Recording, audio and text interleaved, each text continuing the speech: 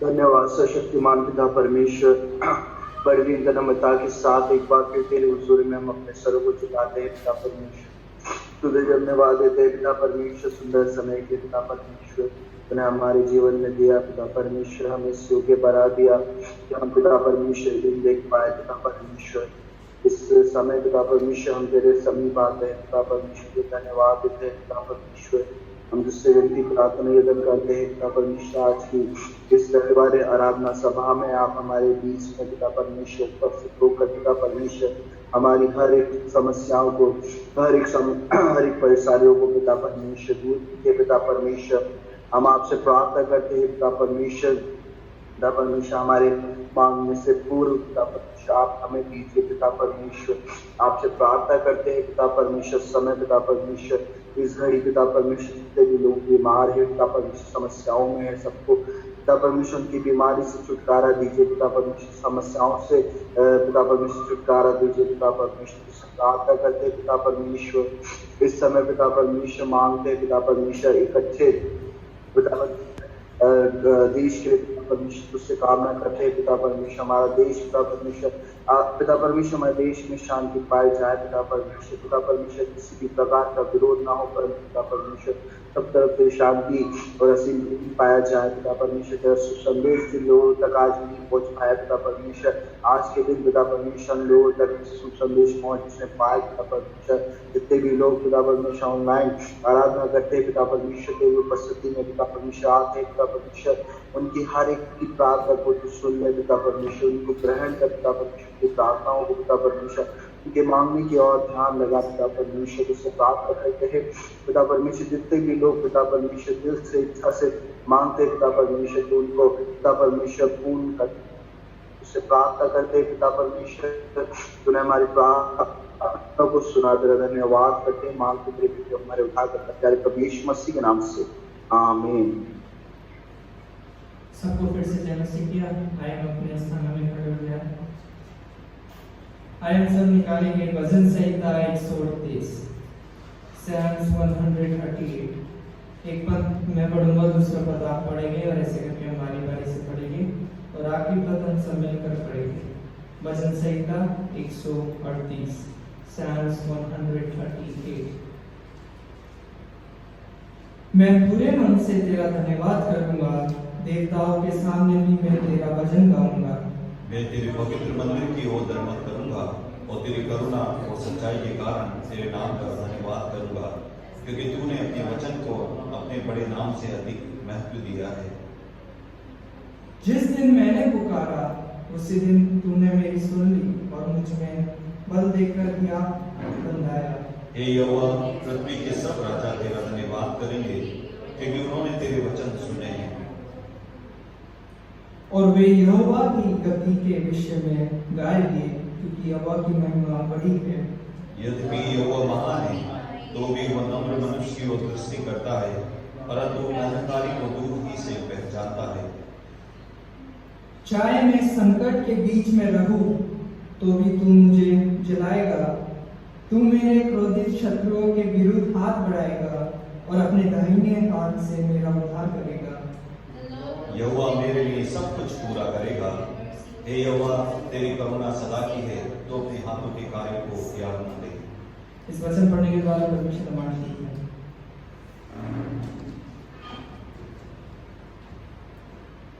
प्रभु का हम लोग धन्यवाद करते हैं कि प्रभु ने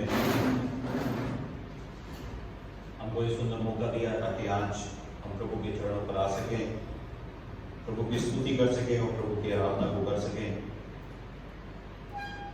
वो भजन, ये भजन दाऊद के द्वारा लिखा गया है और परमेश्वर की कृपा के लिए वो धन्यवाद की प्रार्थना को करता है। और इसमें लिखा गया है पहली पद में, मैं पूरे मन से तेरा धन्यवाद करूंगा। हमको जब हम परमेश्वर के चरणों पर आते हैं प्रियो, जब हम परमेश्वर की स्तुति और परमेश्वर की आराधना करने के लिए आते हैं, हमारा सबसे पहला फर्ज क्या बनता है? हमारे दिमाग में और कुछ नहीं, खाली परमेश्वर का धन्यवाद हमारे जीवन में होना है।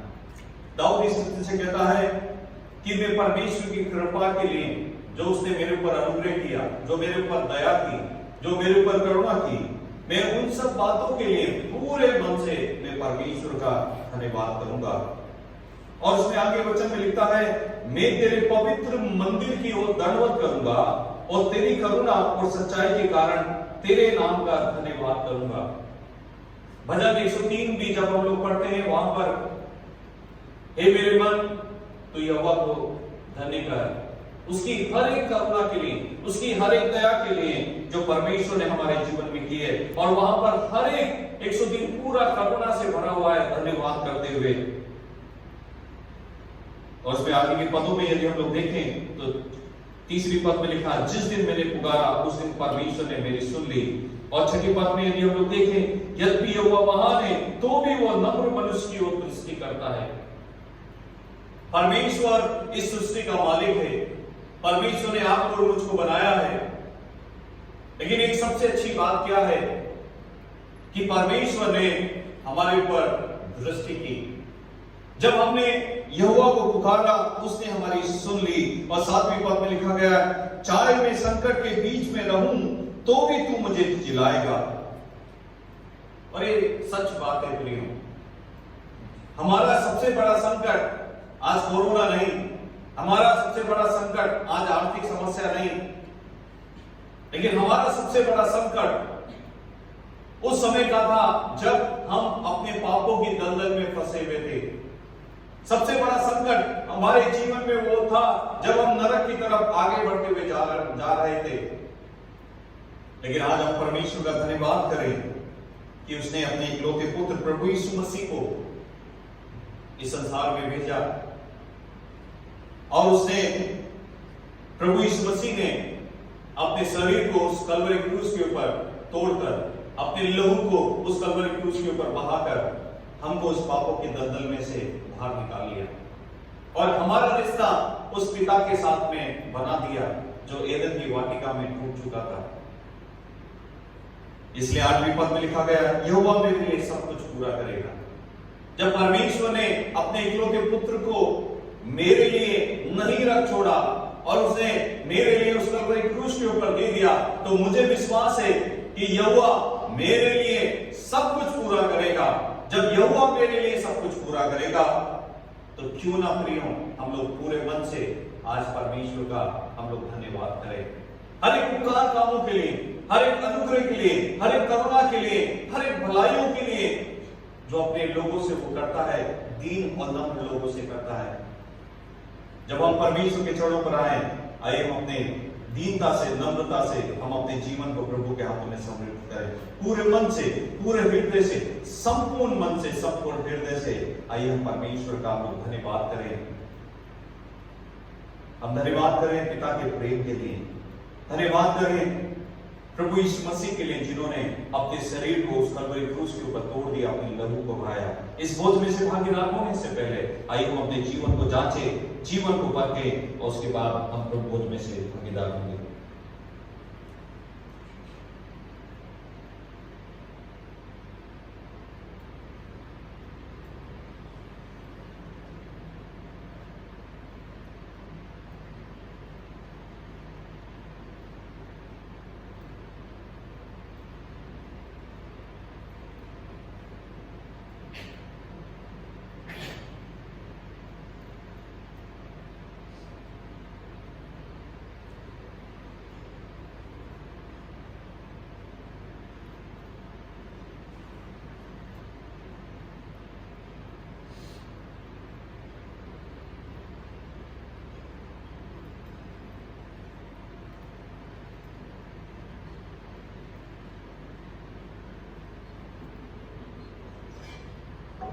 हम लोग प्रभु का धन्यवाद करें और इस कोटि के लिए जो प्रभु यीशु मसीह के शरीर को दर्शाती है, इसके लिए हम परमेश्वर का धन्यवाद करें। पिताजी, आपका धन्यवाद देते हैं, हम धन्यवाद देते हैं इस सुंदर समय के लिए जो आपने हमारे जीवन में दिखाया है। हम धन्यवाद देते हैं आपके महान प्रेम के लिए, आपकी दया के लिए, आपकी करुणा के लिए जो आपने हमसे किया। हम धन्यवाद देते हैं हमको उस पापों की दलदल में नाश होने से, नरक में नाश होने से आपने हमको से बचाया और आपके प्रिय पुत्र प्रभु यीशु मसीह को कलवरी क्रूस के ऊपर जिन्होंने अपने शरीर को तोड़ दिया, प्रभु जी उसके लिए भी हम आपका धन्यवाद देते हैं। जब हम इस रोटी में से भागीदार रहते हैं जो आपका शरीर है प्रभु, तुम्हारी मदद कर, तुम्हारी सहायता कर। हर एक आदर महिमा सब आपकी है। सब कुछ प्रभु यीशु मसीह के नाम से मांगते हैं, सुन और कबूल कर पिता, आमीन। उस रात को प्रभु यीशु मसीह के पकड़ाए जाने से पहले प्रभु ने रोटी लिया और तोड़कर अपने चेलों को दिया और प्रभु ने कहा कि मेरा शरीर है जो तुम्हारे पापों के लिए तोड़ दिया जाता है। उन्होंने कहा कि जब तक मैं नहीं आऊं तुम इसमें से ऐसा ही किया करो। मेरी सूरत बिगड़ी थी, मेरा दिल था खाली, तूने सींचा मुझसे ताकि आए हरियाली।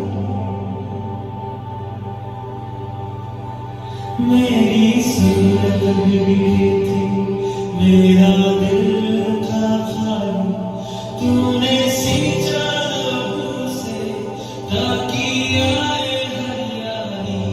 क्यों ना बोलूं फिर मैं तेरी जय जयकार,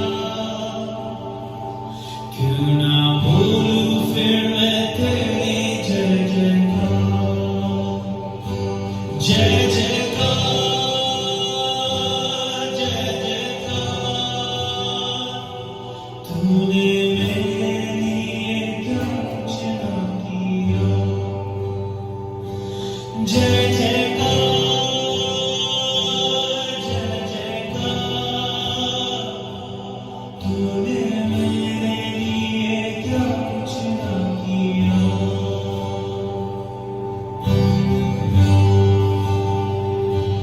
तेरा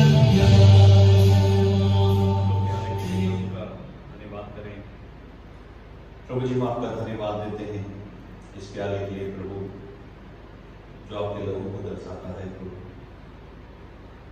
हम धन्यवाद देते हैं प्रभु यीशु मसीह आपके लिए उस कलवरी क्रूस के ऊपर आपने अपने कीमती और बहुमूल्य लोगों को हमारे लिए बहा दिया। हम जानते हैं कि बिना लोग बहाए पापों की क्षमा नहीं। और धन्यवाद देते हैं आपकी कीमती और बहुमूल्य लहू के लिए जो हमारे पापों के लिए आपने उस कलवरी क्रूस के ऊपर बहा दिया, जिसके द्वारा हमको मौका मिला ताकि आज हम आपके बीच में से भागीदार हो सकें प्रभु और पिता के साथ में संगति को रख सकें। तुम्हारी मदद कर, तुम्हारी सहायता कर, हर आदर महिमा सब आपकी है।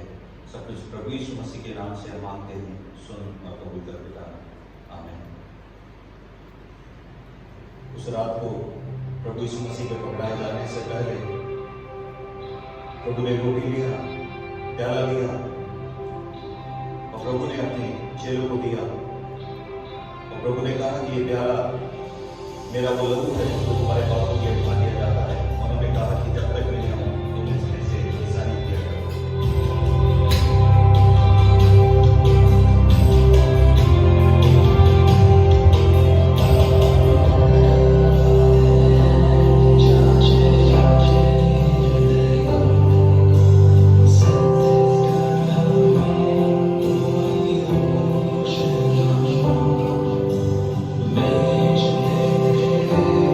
मेरे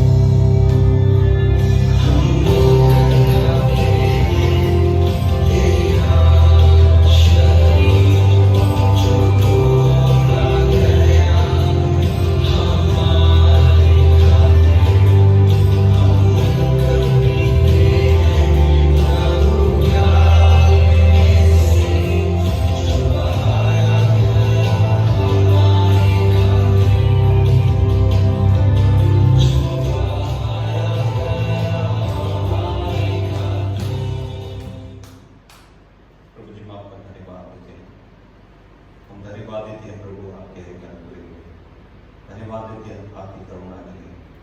हम धन्यवाद देते हैं प्रभु जी, आपने हमको मौका दिया ताकि आपके पवित्र बीज में से हम लोग भागीदार हो सकें। इस रोटी और प्याले में से जो आपके शरीर है, आपका लहू है, उसमें से भागीदार होने के लिए मदद की सहायता की, इसलिए हम आपको धन्यवाद देते हैं। जब हम आपके वचन में से जाते हैं, आपके वचन से हमको मालूम होगा हर एक आदर महिमा सब आपकी है। सब कुछ प्रभु यीशु मसीह के नाम से मांगते हैं, सुन और कबूल कर पिता, आमीन।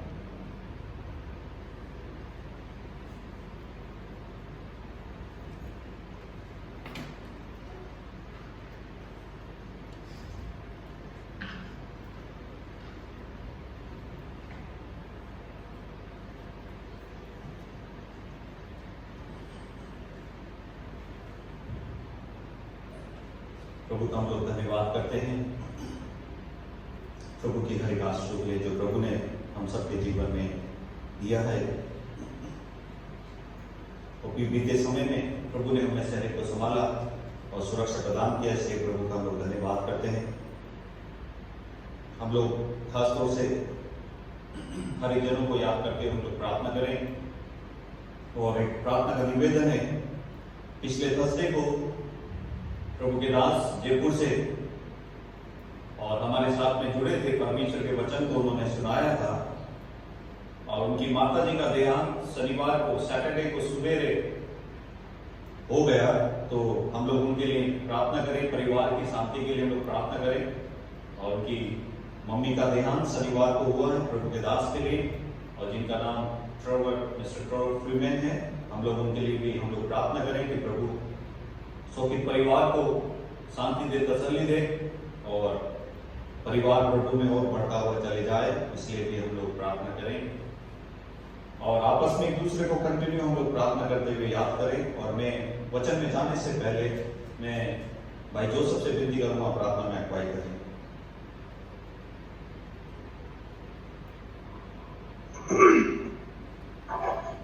हालेलुया, हालेलुया, धन्यवाद, धन्यवाद। Thank you Jesus, thank you Jesus. प्रभु जी धन्यवाद देते हैं आपके अनुग्रह के लिए, धन्यवाद देते हैं प्रभु जी आपकी आशीषों के लिए, आपके प्रेम के लिए प्रभु जी, जो आपने हमारे पे रखी है प्रभु जी। धन्यवाद देते हैं प्रभु जी, आपने बीते दिनों हमारे को संभाला, सुरक्षित रखा प्रभु जी, इसका हम आपको धन्यवाद देते हैं प्रभु जी। बीते दिनों के आपके तमाम आशीषों के लिए, आपके उपकारों के लिए हमारे एक बार फिर आपका धन्यवाद देते हैं प्रभु जी। प्रभु जी धन्यवाद देते हैं आज के दिन के लिए प्रभु जी। हम एकत्रित होकर प्रभु जी आपकी स्तुति, आपकी आराधना करने के लिए प्रभु जी इकट्ठे हो रखे हैं प्रभु जी। प्रभु जी हम शारीरिक रूप से एक साथ नहीं है प्रभु जी, अलग अलग बैठे हुए हैं प्रभु जी, पर हम जानते हैं आपका आत्मा हमारे साथ है प्रभु जी।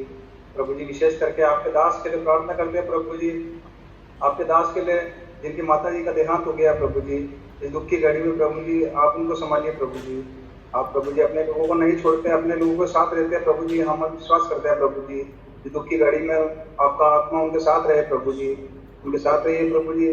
प्रभु जी विशेष करके प्रार्थना करते हैं इन दिनों में प्रभु जी, जो महामारी फैली हुई है प्रभु जी, जिसकी वजह से प्रभु जी लोगों का जीवन प्रभु जी अस्तित्व तो रखा है प्रभु जी। प्रभु जी डर भय जो लोगों के जीवनों में है प्रभु जी, वो डर निकल ना पाए प्रभु जी, उनको समझ में आना पाए प्रभु जी कि ये जो जीवन है प्रभु जी, ये बाप के समान है प्रभु जी, और जो अनंत जीवन है प्रभु जी वो आपके पास है प्रभु जी। वो आपके पास आने पाए प्रभु जी, होने दीजिए। ज्यादा से ज्यादा आत्माएं बचाई जाए प्रभु जी इन दिनों के अंदर प्रभु जी। प्रभु जी आपके दास जो वचन बोलना चाहते हैं प्रभु जी, हमारी आत्मिक उन्नति का कारण हो सके प्रभु जी। जो वचन वो बोलना चाहते हैं प्रभु जी, वो नहीं पर आपका आत्मा उनके साथ रहेगा, और हमारे को जो भी हम सुने प्रभु जी वो हमारी आत्मिक उन्नति का कारण हो सके प्रभु जी। छोटी सी प्रार्थना को सुन और ग्रहण कर मांगते हैं आपके बेटे हमारे प्यारे प्रभु यीशु मसीह के नाम से, आमीन। तो प्रभु का हम लोग धन्यवाद करते हैं इस सुंदर समय के लिए जो प्रभु ने हमें शहर के जीवन में दिखाया है, और प्रभु ने हमको एक और बार मौका दिया ताकि आज सप्ताह के पहले दिन में हम प्रभु के चरणों पर आ सके, प्रभु की आराधना को कर सके, प्रभु के भेजने से भागीदार हो सके। और आज का जो वचन है मेरा यह है कि आपकी ज्योति चमकने पाए, लेट योर लाइट शाइन, आपकी ज्योति चमकने पाए। यदि हम लोग मत्ती रचित सुसमाचार में से हम लोग कुछ समय के लिए मनन करेंगे, और उसकी 5वीं अध्याय उसकी 13वीं पद में लिखा है, तुम पृथ्वी के नमक हो, परंतु यदि नमक का स्वाद बिगड़ जाए तो वह फिर किस वस्तु से नमकीन किया जाएगा। लेकिन हम लोग आज ज्योति के बारे में देखेंगे कि 5 के 13 में लिखा गया है कि नमक एक स्वाद को देता है, और परमेश्वर ने हमारी तुलना नमक से की है, परमेश्वर ने हमारी तुलना ज्योति से की है। और सबसे बड़ी बात क्या है कि हमारा जब रिश्ता या हमारी संगति एदन की वाटिका में जब पिता के साथ में टूट गई थी, उस समय 2020 साल पहले प्रभु यीशु मसीह संसार में आए, एक नमक के रूप में, स्वाद देने के रूप में, एक ज्योति के रूप में, एक अंधकार की ताकतों को दूर करने के लिए, एक ज्योति फैलाने के लिए, एक अच्छाई को फैलाने के लिए, और बुराई के ऊपर एक अच्छाई को देने के लिए। और सबसे बड़ी बात क्या है, हमारी संगति जो पिता के साथ में एदन की वाटिका में टूट चुकी थी, उसको संगति को दोबारा बनाने के लिए। लेकिन प्रभु यीशु मसीह ने इस रीति से कहा कि अब तुम पृथ्वी के नमक हो, अब तुम पृथ्वी की ज्योति हो। वो इसलिए कहा कि अब प्रभु यीशु मसीह ये चाहते हैं कि प्रभु यीशु मसीह और अंधकार का जो संसार है, या जो संसार जो बिना स्वाद का है, जिसके अंदर शांति नहीं है, परमेश्वर प्रभु यीशु मसीह क्या चाहते हैं कि हम लोग इन दोनों के बीच में एक बिछवाई करें, ताकि जिस संसार में कोई स्वाद नहीं है, जिस संसार में कोई शांति नहीं है, जिस संसार में अंधकार ही अंधकार फैला हुआ है, उस संसार को निकालकर हम प्रभु यीशु मसीह के साथ में वापस से मिला दें। ध्यान रखना, हमारी संगति को करने के लिए जिन्होंने प्रभु के ऊपर विश्वास किया है, उनकी संगति को करने के लिए परमेश्वर ने प्रभु यीशु मसीह को भेजा, और प्रभु यीशु मसीह अभी पिता की और हमारे बीच में पिछवाई करते हैं। लेकिन प्रभु यीशु मसीह ने कहा कि तुम नमक हो और तुम ज्योति हो। उसका मतलब यह है कि इस अंधकारमय संसार के बीच की कड़ी और प्रभु यीशु मसीह के बीच की कड़ी और कोई नहीं, प्रियो, आप और हम लोग हैं। इसलिए यहां पर लिखा गया है। लेकिन उसमें जाने से पहले कि हम उसके बीच की कड़ी है, तो हमको समझने की आवश्यकता है कि सबसे पहली बात कि ज्योति की प्रकृति क्या होती है, ज्योति का काम क्या होता है, उसको भी हमको जानने की जरूरत है। हमको एक बात को मालूम है, पहली बात की ज्योति की प्रकृति क्या होती है, वो भी हमको जानना जरूरी है। हम लोग निकाले मत्ती रचित सुसमाचार उसकी 5वीं अध्याय, उसका 14, 15, 16 कोई भी पढ़ सकते हैं प्लीज, 14, 15, 16। मत्ती 5, 14, 15, 16। तुम जगत की ज्योति हो। जो नगर पहाड़ पर बसा हुआ है वह छिप नहीं सकता, और लोग दिया जलाकर पैमाने के नीचे नहीं परंतु दीवट पर रखते हैं, तब उससे घर के सब लोगों को प्रकाश पहुंचता है। उसी प्रकार तुम्हारा उजाला मनुष्यों के सामने चमके कि वे तुम्हारे भले कामों को देखकर तुम्हारे पिता की जो स्वर्ग में है बड़ाई करे।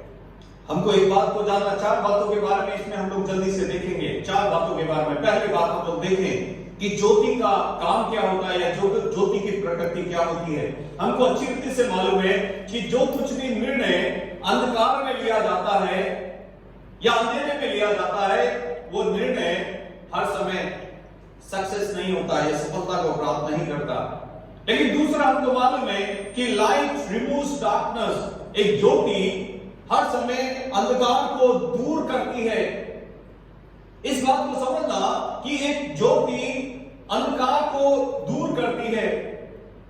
अब हमको समझने की आवश्यकता है, जब प्रभु यीशु मसीह ने आपकी और हमारी तुलना ज्योति के साथ में की है, लेकिन उसे ज्योति से करने से पहले पिता ने प्रभु यीशु मसीह को ज्योति के रूप में दिया।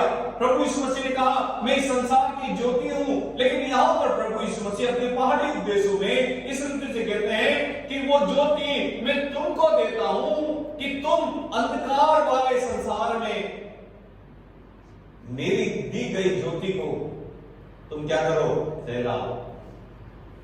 अब हमको समझने की जरूरत है कि लाइट रिमूव्स डार्कनेस, ज्योति अंधकार को दूर करती है। जब हम लोग ज्योति बन गए तो क्या हम लोग अंधकार को दूर कर पा रहे हैं? क्या जब कभी भी हम लोग अंधकार में देखते हैं, जब कभी भी हम लोग आजकल टीवी को हम लोग चालू करें या न्यूज़पेपर को हम लोग पढ़ना चालू करें, हम लोग को पढ़ते हुए टीवी को यदि 15 या 20 मिनट भी हम लोगों ने समाचार को देख लिया, हमारा क्या है, हमारा दिमाग डगमगाने लग जाता है, बिल्कुल निराश हो जाता है, हताश हो जाता है, परेशान हो जाता है। न्यूज़पेपर को जब हम लोग पढ़ते हैं तो अलग अलग तरह की बुरी खबरों को वहां पर हम लोग देखकर हमारा दिमाग खराब हो जाता है, परेशान हो जाता है। और लेकिन प्रभु ने ये कहा है कि तुम संसार की ज्योति हो। क्या हम लोग उस ज्योति को इस अंधकारमय संसार में हम लोग फैला रहे हैं? क्या यदि हम लोग यूहन्ना रचित सुसमाचार पहली अध्याय उसकी 9वीं पद को कोई भी पढ़े, यूहन्ना 1:9, जॉन 1:9, सच्ची ज्योति जो हर एक मनुष्य को प्रकाशित करती है जगत में आने वाली थी। उसमें लिखा है सच्ची ज्योति और कोई नहीं। सच्ची ज्योति प्रभु यीशु मसीह है प्रियो।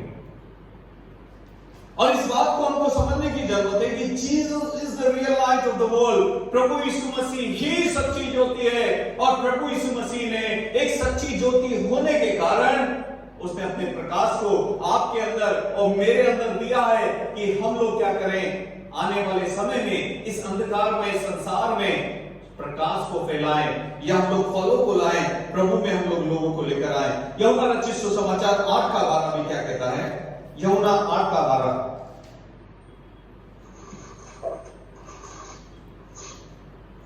यीशु ने फिर लोगों से कहा, जगत की ज्योति मैं हूँ, जो मेरे पीछे हो लेगा वह अंधकार में ना चलेगा परंतु जीवन की ज्योति पाएगा।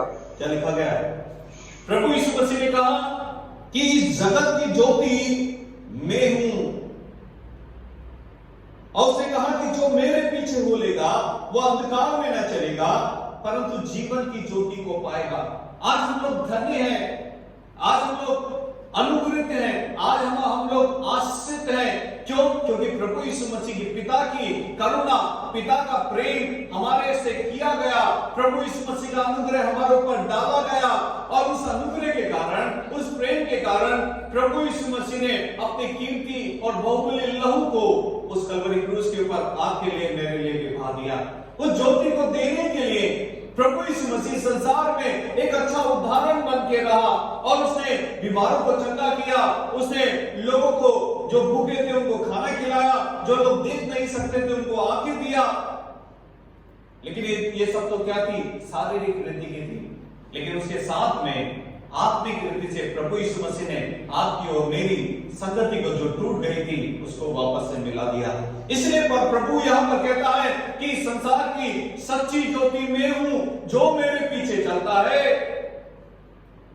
वो जगत की ज्योति को पाता है।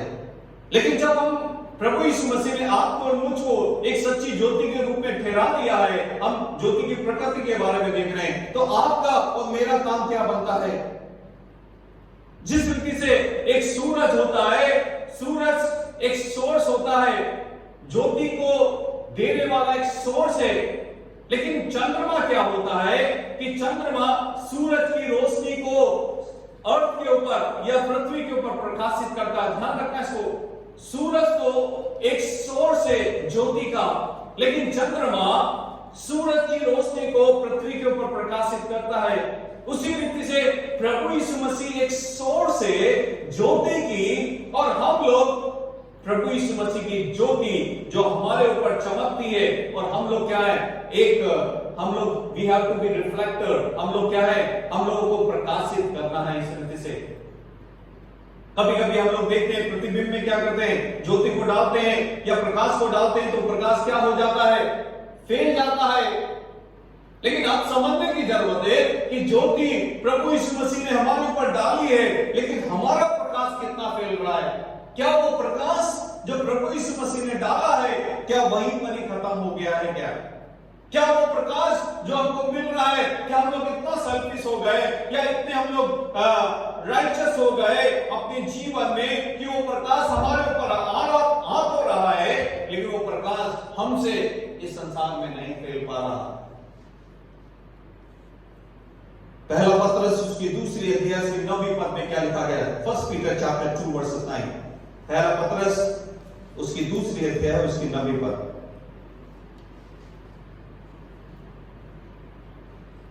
पर तुम एक चुना हुआ वंश और राज पदधारी याजकों का समाज और पवित्र लोग और परमेश्वर की निज प्रजा हो, इसलिए कि जिसने तुम्हें अंधकार में से अपनी अद्भुत ज्योति में बुलाया है, उसके गुण प्रकट करो। कितनी बढ़िया बात है, इतनी सारी बातें लिखी गई है। उसमें लिखा गया है चुना हुआ वंश हो, उसमें लिखा है राज पदधारी याजकों का समाज हो, पवित्र लोग हो, परमेश्वर की निज प्रजा हो, चुनी हुई प्रजा हो, इसलिए कि जिसने तुम्हें अंधकार में से अपनी अद्भुत ज्योति में बुलाया है, उसके गुण को प्रकट करो। क्या आपने दोबारा वही सवाल है, प्रभु यीशु मसीह की ज्योति हमारे ऊपर पड़ रही है, लेकिन क्या हम उस ज्योति का एक रुकावट का कारण है क्या? और क्या हम लोग उस ज्योति को अपने जीवन में लाकर उस ज्योति को इस संसार में प्रकाशमान कर रहे हैं क्या? हमने प्रभु को ग्रहण किया, हम प्रभु के नाम से जाने जाते हैं, हम प्रभु के नाम से हम लोग हमको जानते हैं, लेकिन क्या लोग ये कहने पाए कि ये सच्चे जीवित परमेश्वर के पीछे चलने वाले लोग हैं? और क्या ये कहने पाए कि ये उसकी आराधना करते हैं, परमेश्वर की आराधना करते हैं, इनका जीवन इस रीति का चलता हुआ जा रहा है क्या? हमारी जो ज्योति हमको मिल रही है, उसकी प्रकृति क्या है, उसका काम क्या है, आज हमको सोचने की जरूरत है प्रियो। इफिसियों की पत्री उसकी 5वीं अध्याय उसका 8 और 9 में क्या लिखा गया है? Ephesians chapter 5 versus 8 and 9। इफिसियों 5 उसका 8 और 9। क्योंकि तुम तो पहले अंधकार थे, परंतु अब प्रभु में ज्योति हो, अतः ज्योति की संतान के समान चलो, क्योंकि ज्योति का फल सब प्रकार की भलाई और धार्मिकता और सत्य है। क्या लिखा गया है? तुम पहले अंधकार थे। हम प्रभु का धन्यवाद करें कि हम लोग को कोई बचाने वाला नहीं था, हम उस पापों की दलदल में फंसे हुए थे, हम अंधकार के मय में जीवन में अपने जीवन को जी रहे थे, हमको कोई संभालने वाला नहीं था, हमको कोई उठाने वाला नहीं था, हमको कोई बचाने वाला नहीं था, लेकिन हम प्रभु यीशु मसीह का धन्यवाद करें कि वो एक सच्ची ज्योति बनकर हम कह सकते हैं कि मेरे लिए, जो प्रभु को जानने वाले लोग हैं वो कह सकते हैं कि मेरे लिए मेरा प्रभु इस संसार में आया और मेरे लिए उस कलवरी क्रूस के ऊपर उसने जान को दिया, और उसकी जान न केवल वो मेरे लिए मारा गया, न केवल गाड़ा गया, लेकिन तीसरे दिन जिंदा हो गया, और उसने मुझसे कहा कि ये ज्योति जो मैं सच्ची ज्योति हूं, मैं तुम्हारे ऊपर डालता हूं ताकि तुम इस संसार में गुण को लेकर आओ। लेकिन वही सवाल दोबारा ये उठता है, क्या हम लोग ज्योति का फल सब प्रकार की भलाई, धार्मिकता और सत्य है? क्या वो सच्चाई, क्या वो भलाई, क्या वो प्रेम, हमारे अंदर से प्रकट होता है क्या? आज हम लोग वचन तो अच्छी रीति से पढ़ लेते हैं कि हम लोग संसार के नमक हैं। हम लोग वचन तो पढ़ लेते हैं कि हम संसार की ज्योति हैं। इस प्रभु यीशु मसीह ने कहा कि तुम संसार की ज्योति हो। लेकिन अब सवाल ये उठता है प्रियो, क्या हम लोग इस संसार को स्वाद देख पा रहे हैं क्या? क्या हम इस संसार को वो प्रकाश हम लोग देख पा रहे हैं क्या? क्योंकि हर एक अंधकार में ही पाप होते हैं। क्या हम इस संसार में पाप को दूर कर पा रहे हैं क्या? क्या हम लोगों को प्रभु के चरणों पर लेकर आ पा रहे हैं क्या? दूसरी बात हम लोग देखें। पहली बात तो हम लोगों ने देखा कि एक ज्योति की प्रकृति क्या होती है। एक ज्योति की प्रकृति ये होती है कि वो अंधकार को दूर करती है। आज सवाल आपसे और मेरे से यही बात उठता है, प्रभु के लोगों से यही उठता है कि क्या हम लोग इस संसार के अंधकार को दूर कर पा रहे हैं क्या? दूसरी बात हम लोग देखें, द पोजीशन ऑफ लाइट। वो ज्योति कहां पर रखी गई है? ज्योति को रखने का स्थान यदि हम लोग दोबारा देखें 5 का 15वीं पद, मैथ्यू 5 का 15, मैथ्यू 5:15। और लोग दिया जलाकर पैमाने के नीचे नहीं परंतु दीवट पर रखते हैं, तब उससे घर के सब लोगों को प्रकाश पहुंचता है। क्या लिखा गया है उसमें 15वीं पद में? और उसमें 24वीं पद की शुरुआत में भी लिखा गया है, जो नगर पहाड़ पर बसा हुआ है वो छिप नहीं सकता। एक नगर जो पहाड़ के ऊपर बसा हुआ है, जो नगर पहाड़ के ऊपर बसा हुआ है, लोग उसको देखते हैं। एक जो ज्योति जो दीवट के ऊपर रखी जाती है, लोग उसकी तरफ आंख को लगाते हैं। क्यों? क्योंकि जब वो दीवट के ऊपर रखी जाती है तो वो प्रकाशमान हो जाती है। एक जो नगर वो जो पहाड़ के ऊपर बसा हुआ है, लोग क्या करते हैं, जैसे ही वहां पर प्रकाश चमकता है तो लोग उसकी तरफ देखना चालू करते हैं। क्यों? क्योंकि वो इस समाज से, इस अंधकारमय संसार से बिल्कुल ही अपने जीवन को अलग रखता है। प्रियो, आज क्या वही सवाल हमारे जीवन में उठता है कि वो नगर उस पहाड़ के ऊपर उसकी जो स्थान है वो सही जगह पर है, इसलिए लोग उसको देख पा रहे हैं। वो जो ज्योति है, वो जो दीपक है, वो एक दीवट के ऊपर रखा गया है, इसलिए लोग उसको देख पा रहे हैं। लेकिन आज सवाल यह उठता है कि हमने उस ज्योति को किस रीति से अपने आप को इस संसार के ऊपर रखा हुआ है। प्रियो, हमारा स्थान कहां पर है? आज हम सोच के देखें, क्या हमारे जीवन को देखकर लोगों का मन बदल रहा है क्या? क्या हम लोग ये कह सकते हैं कि मेरी परमेश्वर प्रभु यीशु मसीह की जो ज्योति है मेरे जीवन में, मैं क्या दूसरों के लिए उदाहरण बनके मैं जीवन को जी रहा हूं क्या? क्या लोग मेरे को देखकर बिगड़ रहे हैं? क्या मेरे जीवन को देखकर लोग बुराइयां कर रहे हैं? क्या मेरे जीवन को देखकर लोग गलत बातों को सीख रहे हैं क्या? और क्या मेरे जीवन को देखकर लोगों का जीवन बदल रहा है क्या? आज प्रभु यीशु मसीह यही सवाल हमसे और आपसे पूछता है। प्रियो, उसने कहा कि तुम संसार की ज्योति हो, लेकिन जब हम संसार की ज्योति हैं तो हमारा काम इस अंधकार में संसार से अंधकार को दूर कर ज्योति को लाना है, और हमारा जीवन एक उदाहरण के रूप में होना बहुत जरूरी है। एक बार की बात है कि एक लाइट हाउस कीपर, आपने समुद्र के किनारे पे देखा होगा, एक लाइट हाउस होते हैं वहां पर, और वो क्या करते हैं कि वो आने वाले जहाजों को रोशनी को दिखाते हैं। और पुराने जमाने की बात है कि समुद्र किनारे पे जो लाइट हाउस था वहां पर एक आदमी काम करता था, और उसको 1 महीने में ही उसको उस लाइट को जलाने के लिए केरोसिन मिलता था या तेल मिलता था, और 1 महीने में खाली एक बार आता था, उसको जितना भी उसको तेल चाहिए होता था उसको मिल जाता था, उसके बाद में उसको तेल नहीं मिलता था। एक दिन एक समय की बात है कि एक विधवा स्त्री वहां पर आती है, और विधवा स्त्री उसको आकर कहती है कि मेरे घर पे बहुत सर्दी है, बहुत ठंड है, इसलिए मैं चाहती हूं कि थोड़ा सा तेल मुझको दे दो, और मैं क्या करूंगी, घर पे जाकर कुछ जलाकर मेरे घर को गर्म करूंगी। वो एक दया होने के कारण वो लाइट कीपर जो बत्ती को जलाने वाला है, जो जहाजों को रोशनी या रास्ता दिखाता है, वो क्या करता है कि उसको थोड़ा सा तेल दे देता है।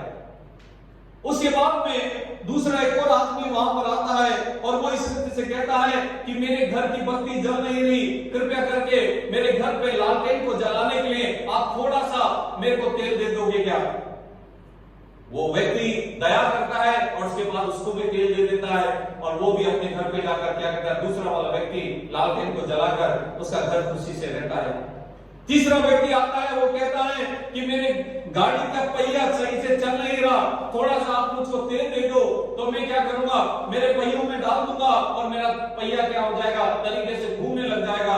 वो व्यक्ति जो लाइट कीपर था, वो उसको थोड़ा सा तेल दे देता है और वो जाकर अपनी गाड़ी को ठीक करके वो चला पाता है। लेकिन धीरे धीरे क्या होता है कि इस रीति से और भी 4 और 5 लोग उसके पास में आते हैं और धीरे धीरे वो भी खुश हो जाता है लाइट कीपर, और जिनको दिया वो भी खुश हो जाते हैं। लेकिन महीने का आखिरी समय में जब 25 और 26वां दिन निकल जाता है तो उसको मालूम चलता है कि 1 महीने के लिए मुझको तेल दिया था इस लाइट को जलाने के लिए, ताकि जहाज उसको देखकर अपने रास्ते को पहचान ले। धीरे धीरे वो पाता है कि तेल ही उसका खत्म हो जाता है। 26वें दिन में थोड़ा सा तेल रह जाता है, 27वें दिन में थोड़ा बिल्कुल ही कम तेल हो जाता है और 28वें 29वें दिन में क्या होता है, उसका तेल ही खत्म हो जाता है। अभी भी 2 दिन उसको बिताने हैं, लेकिन अब उसके पास में तेल नहीं। वो किसके पास में जाए, कहां से तेल लेकर आए? एक एकांत में वो वहां पर बैठा हुआ है और आपको मालूम है कि एक दिन ऐसा आता है उसके पास तेल नहीं होता और वो लाइट जला नहीं पाता, और जब वो लाइट को नहीं जलाता, उस रात के दिन में जो जहाज आते हैं वो आपस में इतना टकरा जाते हैं कि बहुत बड़ा नुकसान हो जाता है। इस बात को समझना, उसने दया की, उसने सब कुछ किया, ठीक है,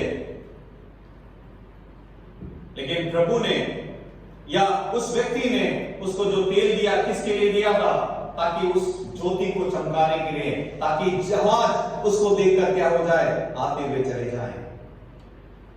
लेकिन एक दिन जिस काम के लिए उसको तेल दिया गया ज्योति को जलाने के लिए, एक दिन उसने उसके ऊपर अपने ध्यान को केंद्रित नहीं रखा और उसका तेल खत्म हो गया, और तेल खत्म होने के कारण कितना बड़ा नुकसान हो गया।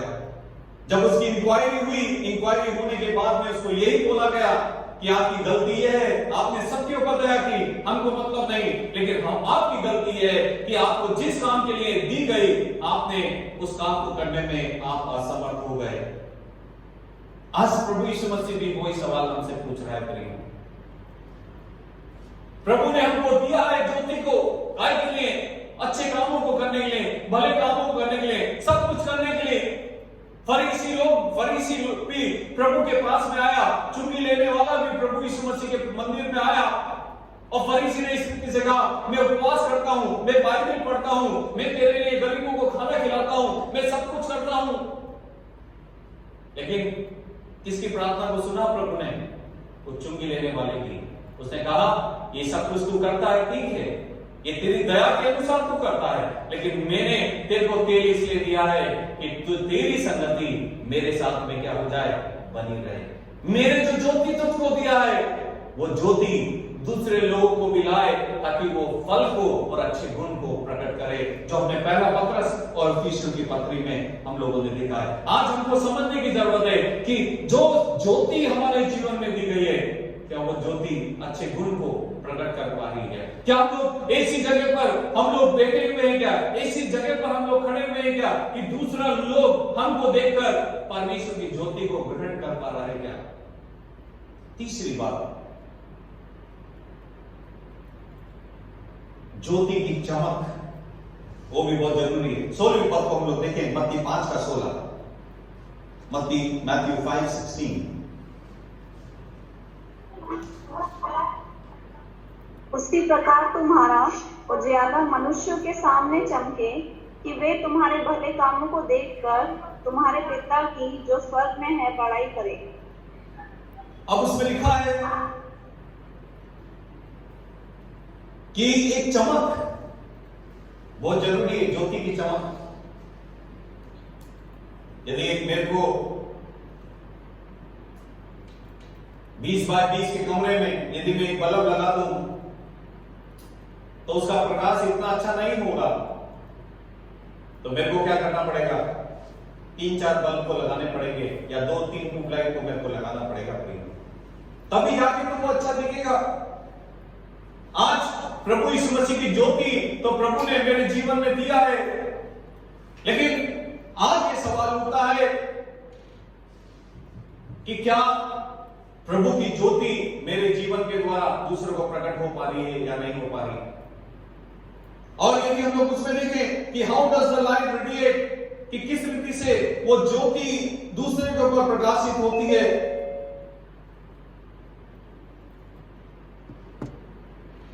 आज जब हमको ज्योति दी गई, जब हमको परमेश्वर ने क्या किया, एक प्रकाश के रूप में हमको इस संसार में हमको खड़ा करके रखा है, तो आज परमेश्वर का सवाल भी ये होता है कि हमारी ज्योति कुछ समय के लिए उठती है, उसके बाद खत्म हो जाती है, उठती है, उसके बाद खत्म हो जाती है, उठती है और उसके बाद खत्म हो जाती है। आज परमेश्वर भी हमसे ये सवाल कर रहा है, परमेश्वर ने, प्रभु यीशु मसीह भी हमसे ये सवाल कर रहा है कि मैं इस संसार में जब आया, मेरे पिता की इच्छा को पूरी किया। जो पिता ने मुझको कड़वा कटोरा भी पीने के लिए कहा था, मैंने पी लिया और कलवरी क्रूस के ऊपर पिता की इच्छा के अनुसार मैंने अपनी जान को भी दे दिया। आज प्रभु यीशु मसीह की इच्छा क्या है आज हमारे प्रति प्रिय, ये जानने की जरूरत है। यूहन्ना उसके 15वें अध्याय में बहुत सारी बातें लिखी गई है। आज क्या हम उसमें से एक चीज को भी हम लोग कर पाते हैं या नहीं कर पाते? हम लोग किस रीति से हम प्रकाशमान हैं, इस हमारी चमक इस संसार में कितनी है हमको समझने की जरूरत है। हम कितने दूसरों के जीवन में एक प्रभावशाली हैं, कितने हम अफेक्टिव हैं, ये भी हमको समझने की जरूरत है। प्रभु यीशु मसीह ने फरीसियों को डांटते हुए उनको कहा कि तुम्हारी ज्योति चमकने के लिए, लेकिन उनकी ज्योति अपने आप को चमकाने में थी, उनकी ज्योति प्रभु यीशु मसीह के कामों को करने में नहीं थी। यदि हम पढ़े मत्ती रचित सुसमाचार उसकी 6ठी अध्याय उसका 1 और 2 में क्या लिखा गया है? Matthew 6 versus 1 and 2।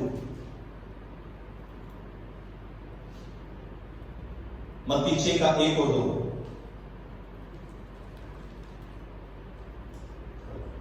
सावधान रहो, तो मनुष्य को दिखाने के लिए अपने धर्म की काम न करो, नहीं तो अपने स्वर्गीय पिता से कुछ भी फल न पाओगे। और मत्ती रचित सुसमाचार उसकी 6ठी अध्याय उसका 1 और 2 हम लोग पढ़ रहे हैं, दोबारा पढ़ो। सावधान रहो, तो मनुष्य को दिखाने के लिए अपने धर्म की काम न करो, नहीं तो अपने स्वर्गीय पिता से कुछ भी फल न पाओगे। इसलिए जब तू दान करे तो अपने आगे तुरई न बचवा, जैसे कपटी सभाओं और गलियों में करते हैं, ताकि लोग उनकी बड़ाई करें। मैं तुमसे सच कहता हूं कि वे अपना प्रतिफल पा चुके। अब क्या लिखा गया है? वही बात मैंने जो पहले आपको बताई। प्रभु यीशु मसीह हर समय फरीसियों को सावधान करते रहे कि तुम मेरी ज्योति को फैलाओ, अपनी ज्योति को नहीं। लेकिन अब क्या हो रहा है कि लोग प्रभु यीशु मसीह के नाम से कामों को कर रहे हैं, लेकिन कामों को करने के बाद में अपने नाम को चमकाने में लगे हुए हैं। वचन में लिखा गया है कि जब मेरा दाहिना हाथ देता है तो बायां हाथ जानना नहीं चाहिए। इसमें लिखा गया है कि सावधान रहो, तुम मनुष्य को दिखाने के लिए अपने धर्म के काम ना करो, नहीं तो अपने स्वर्गीय पिता से कुछ भी फल ना पाओगे। बहुत बार हम सोचते हैं कि मैं ये काम करता हूं, वो काम करता हूं, मैं ये सब कुछ करता हूं, लेकिन मेरे को कुछ फल ही नहीं मिलता। हम इस बात को जान ले कि फल नहीं मिलने का सबसे बड़ा काम क्या है कि हम पिता को नहीं प्रसन्न करते, हम मनुष्य को प्रसन्न करना चाहते हैं अपने कामों के द्वारा।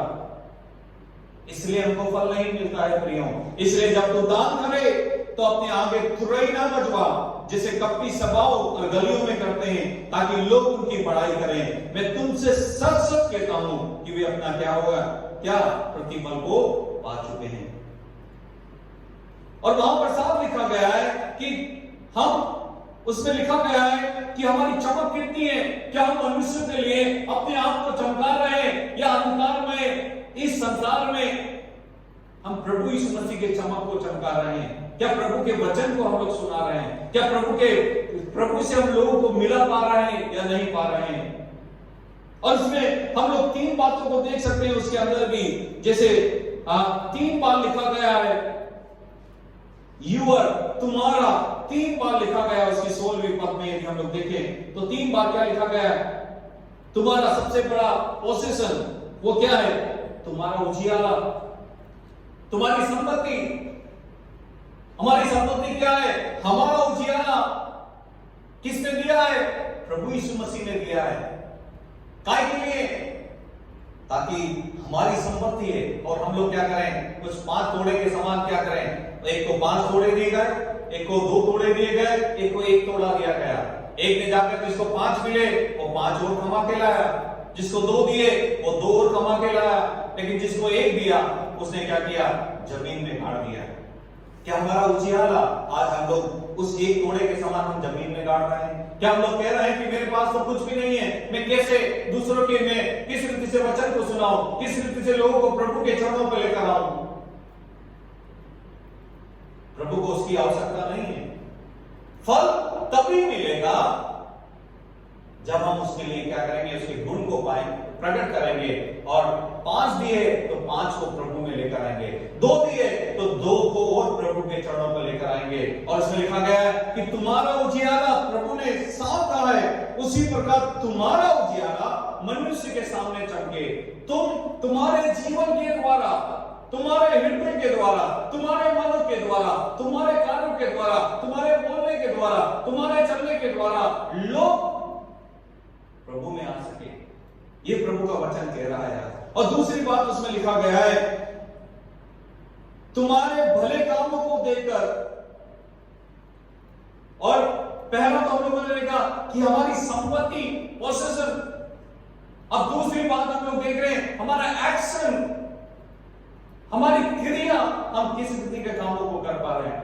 यदि हम लोग निकालें पहला पत्रस उसकी 2री अध्याय, पहला पत्रस 2री अध्याय उसका 11 और 12वीं पद को भी हम लोग देखें। पहला पत्रस 2री अध्याय 11 और 12। मैं तुमसे विनती करता हूँ कि तुम अपने आप को परदेशी और यात्री जानकर उन सांसारिक अभिलाषाओं से जो आत्मा से युद्ध करते हैं बचे रहो। अन्य जातियों में तुम्हारा चाल चलन भला हो, ताकि जिन जिन बातों में वे तुम्हें कुकर्मी जानकर बदनाम करते हैं, वे तुम्हारे भले कामों को देखकर उन्हीं के कारण कृपा दृष्टि के दिन परमेश्वर की महिमा करें। क्या लिखा गया? इस संसार की बुरी अभिलाषाओं से बचे रहो। हमारी बात कहता है तुम्हारा चाल चलन भला हो, जिन जिन बातों में वे तुम्हें कुकर्मी जानकर बदनाम करते हैं, वे तुम्हारे भले कामों को देखकर उन्हीं के कारण कृपा दृष्टि के दिन परमेश्वर की क्या करें? महिमा करें। ये भले काम है। परमेश्वर का दिन कब है? न्याय का दिन, जब हम लोग खड़े हो जाएंगे। जो लोग हमारे विरोध में हैं, लेकिन हमारे भले कामों को देखकर परमेश्वर के न्याय के दिन में वो देखकर कहेंगे कि ये भला व्यक्ति था। क्या हमारे भले काम ये है? क्या करिए? हमको प्रभु ने जो भी संपत्ति के रूप में दिया है, एक उजियाला संपत्ति के रूप में दिया है, लेकिन आज वो उजियाला हमारी किस रीति के कामों को हम कर रहे हैं? क्या लोग हमको देखकर प्रभु से दूर जा रहे हैं या लोग हमको देखकर प्रभु के पास में आ रहे हैं? तीसरी बात उसमें लिखा गया है तुम्हारे के बारे में। और इसमें पहला तो हम लोगों ने देखा तुम्हारा उजियाला जो हमारी पर्सनल संपत्ति है। दूसरा हम लोगों ने देखा तुम्हारे भले काम जो हमारे क्रिया है, काम हम लोग करते हैं। और तीसरी बात तुम्हारे पिता की।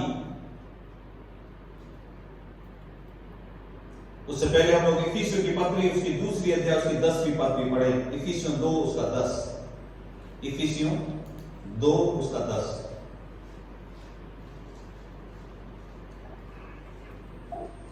क्योंकि हम उसके लिए बने और मसीह यीशु ने उन भले कामों को सोचे गए जिन्हें परमेश्वर ने पहले से हमारे करने के लिए तैयार किया। क्या लिखा गया? क्योंकि हम उसके बनाए हुए हैं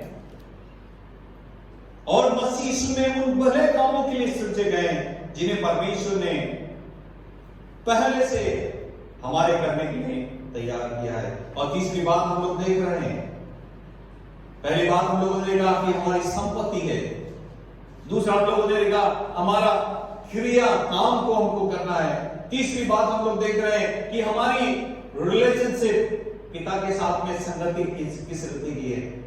तुम्हारे पिता की, हमारा पिता के साथ में हमारी संगति किस रीति की है। एक जब सांसारिक पिता होता है, वो चाहता है कि उसका बेटा उसकी बातों को कभी भी आनाकानी नहीं करे। उसकी एक पिता हर समय आनंदित और खुश रहता है तब जब उसका बेटा उसकी बातों को सुनकर सही कामों को अपने जीवन में अपनाता है, और यदि वो नहीं करता है तो वो डांट भी खाता है, मार भी खाता है, और उसके बाद क्या होता है, कुछ समय के बाद में पिता का प्रेम और पुत्र का प्रेम टूट भी जाता है। आज वही सवाल ये उठता है कि हमारी पर्सनल रिलेशनशिप किस रीति की है पिता के साथ में, जो हम लोग कह सकते हैं कि मेरा पिता, और वचन लिखा तुम्हारा पिता। आज हम लोग कह सकते हैं कि मेरा पिता, इस रीति से हम लोग कह सकते हैं कि मेरा पिता। उसमें लिखा गया तुम्हारे उजियाले को चमकाने के द्वारा इस संसार में, तुम एक अच्छा उदाहरण बन के रहने के द्वारा, तुम्हारे भले कामों को करने के द्वारा तुम्हारा पिता जो स्वर्ग में, वो भी क्या करे, बड़ाई करे। एक सांसारिक पिता अपने बेटे को जब वो अच्छे कामों को करता है, वो क्या करता है, हर जगह जाकर अपने बेटे की बड़ाई करना चालू कर देता है। वचन में लिखा गया है आत्मिक पिता भी जब हम लोग प्रभु के कामों को करेंगे, इस अंधकार में संसार में हम ज्योति को फैलाएंगे, प्रभु के वचन को बोलेंगे, लोगों को प्रभु में लाएंगे, तो हमारा पिता भी हमारी बड़ाई को करेगा। प्रियो, लास्ट चौथी बात, what the light is to shine toward. हमारी ज्योति किसकी तरफ दोबारा चमकनी चाहिए। पहले तो हम लोगों ने देखा कि ज्योति is the source, Jesus is the source of the light हमारे जीवन के लिए, और हम लोगों ने देखा कि हम प्रकाशमान होना है संसार के लिए, लेकिन दोबारा से वो ज्योति किसकी तरफ चमकनी चाहिए, वो भी हमको समझने की जरूरत है। मैं दोबारा कहता हूं, टुवर्ड किसकी तरफ। प्रभु यीशु मसीह ने हमको ज्योति दिया है, हमको इस संसार में फैलाना है, अच्छे गुणों को लाना है, अपने भले कामों के द्वारा, अपनी अच्छी ज्योति को चमकाने के द्वारा, एक अच्छा जीवन जीने के द्वारा, और वो ज्योति को क्या करना है, वापस से प्रभु के पास में हमको पहुंचाना है, वो खड़ी को बनाना है। हम इस अंधकारमय संसार में और प्रभु यीशु मसीह के बीच में खड़े। मैंने शुरू में भी कहा कि प्रभु यीशु मसीह पिता और हमारे बीच की खड़ी है, बिचवाई का काम करता है, और हम लोग जिन्होंने प्रभु के ऊपर विश्वास किया है, इस अंधकार में संसार और प्रभु यीशु मसीह के बीच की क्या है, कड़ी है। जिस रीति से प्रभु यीशु मसीह अपने पिता के दाहिनी तरफ बैठा हुआ है, हमारे लिए विनती करता है, हमारे लिए प्रार्थना करता है। हम जो प्रार्थना करते हैं, हम कहते हैं प्रभु यीशु मसीह के नाम से मांगते हैं, आमीन। हमारी प्रार्थना प्रभु यीशु मसीह के पास में हम लोग पहुंचाते हैं, और प्रभु यीशु मसीह पिता के पास में पहुंचाता है, क्योंकि वो पवित्र पवित्र परमेश्वर है, और हम लोग इतने पवित्र नहीं है प्रियो। जिस रीति से वो उत्तर को हमको देता है प्रभु यीशु मसीह, और हमारी प्रार्थना को लेकर पिता के पास में पहुंचाता है, उसी रीति से जब हमको ज्योति मिलती है प्रभु यीशु मसीह के द्वारा, और इस संसार को हम लोग पहुंचाते हैं, तो इस अंधकार में संसार के उत्तर को हम लोग क्या करते हैं, दोबारा प्रभु यीशु मसीह तक पहुंचाना हमारा काम है। हमने भले काम कर दिए, हमने सब कुछ कर दिए, लेकिन हमने कितनी आत्माओं को प्रभु के चरणों पर लेकर आया। आज प्रभु यही सवाल हमसे पूछता है। आइए अपने सिरों को झुकाएं, अपनी आंखों को बंद करें। हम लोगों ने देखा प्रभु का वचन, उसमें लिखा गया शुरुआत में तुम पृथ्वी के नमक हो। क्या हम लोग सच में पृथ्वी के नमक हैं? क्या हम लोग, यदि नमक ज्यादा डल गया तो भी खराब है, कम डल गया तो भी खराब है, क्या हम लोग इस पृथ्वी के लिए एक स्वाद के रूप में खड़े हुए हैं? प्रभु ने कहा कि तुम संसार की ज्योति हो। क्या हम लोग इस अंधकार में, संसार में जो लोग अपने जीवन में नाश हो रहे हैं बिना प्रभु को जाने, क्या हम लोग उनको उस ज्योति के बारे में, उस सच्चाई के बारे में, उस अनंत काल के जीवन के बारे में हम लोग बता रहे हैं। और क्या हम लोग उस ज्योति को तो प्राप्त कर रहे हैं, लेकिन उस ज्योति को आगे नहीं फैला रहे, फल को नहीं लेकर आ रहे, गुण को प्रकट नहीं कर पा रहे। आज हमसे कोई सवाल नहीं करेगा प्रिय, लेकिन एक दिन जब हम परमेश्वर के न्याय के सिंहासन के सामने खड़े होंगे, एक दिन वो इंसाफ का तराजू यीशु के पास होगा, खुल जाएंगी किताबें, एक दिन हिसाब होगा, इंसाफ का तराजू यीशु के हाथ में होगा। उस दिन हमको जवाब देना पड़ेगा प्रिय। क्यों ना हम लोग आज से प्रभु के काम को करें। आज हम प्रभु को कहें कि प्रभु मैं धन्यवादित हूं, तूने मुझको इस संसार का नमक बनाया, तूने प्रभु जी मुझको इस संसार की ज्योति को दिया है प्रभु, ताकि प्रभु जी तेरी ज्योति को मुझको दिया है, ताकि इस अंधकार में संसार में आज से मैं तेरे काम को करना चाहता हूं, तेरे वचन को बताना चाहता हूं, लोग को तेरे चरणों पर लेके आना चाहता हूं। और जब हम लोग ऐसा करेंगे प्रिय, परमेश्वर का वचन कहता है कि तुम्हारा पिता जो स्वर्ग में है वो तुम्हारी बड़ाई को करेगा।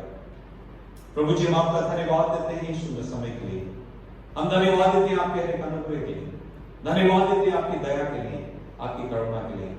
हम धन्यवाद देते हैं प्रभु पिताजी, आपने हमको एक मौका दिया ताकि आपके चरणों पर आ सके। आपके महान प्रेम के लिए हम धन्यवाद देते हैं, आपके इकलौते पुत्र प्रभु यीशु मसीह के लिए हम धन्यवाद देते हैं, जो प्रभु जी हमको स्वाद देने के लिए और आपके और हमारे बीच की बिछवाई को बनने के लिए उसने अपने आप को कलवरी क्रूस के ऊपर अपने शरीर को तोड़ दिया, अपने लहू को बहा दिया। प्रभु जी वो मारा गया, गाड़ा गया, लेकिन तीसरे दिन जिंदा हो गया। इतना ही नहीं प्रभु जी, आपकी और पिता की और हमारे बीच की बिछवाई को पूरा करने के लिए उसने हमको वादा किया है कि मैं जाता हूं और तुम्हारे लिए जगह तैयार को करता हूं, क्योंकि जहां मैं रहूं वहां तुम भी रहो। पिताजी हमारी भी मदद कर, ताकि हम लोग भी इस संसार में हम लोग जीते हैं जो तुझको नहीं जानते, जो अंधकार में जी रहे हैं, जो शैतान के पीछे चल रहे हैं। प्रभु जी हम लोग भी उनको कहने पाए कि मेरा प्रभु जहां पर मेरे लिए जगह तैयार को करता है, जहां पर मैं जाऊंगा रहने के लिए उसके साथ में, मैं चाहता हूं कि मेरे प्रिय भाई, मेरे प्रिय बहन भी उस जगह में जाएं। तो हमारी मदद कर, तुम्हारी सहायता कर। अरे आदर महिमा सब आपकी है, सब कुछ प्रभु यीशु मसीह के नाम से मांगते हैं, सुन और कबूल कर पिता, आमीन। परमेश्वर पिता का प्रेम, पुत्र का अनुग्रह और पवित्र आत्मा की सहभागिता हम सबके साथ, जो परमेश्वर की, जो प्रभु यीशु मसीह की ज्योति है संसार के लिए, जो प्रभु यीशु मसीह के नमक है संसार के लिए स्वाद देने के लिए और उजियारा देने के लिए, सबके साथ में अब से लेकर सदा तक बनी रहे। आमीन आमीन। जय मसीह।